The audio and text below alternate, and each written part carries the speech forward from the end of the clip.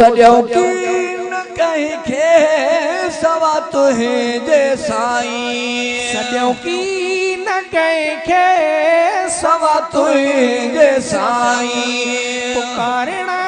जो हक़दार हिकु तूं ई आहीं पुकारण जो हक़दार हिकु तूं ई आहीं घुरो तुंहिंजे दर था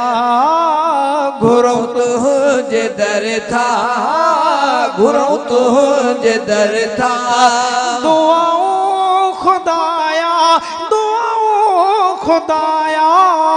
मिणई माफ कर तूं खताऊं खुदाया ओ मिणई माफ कर तूं खताऊं खुदाया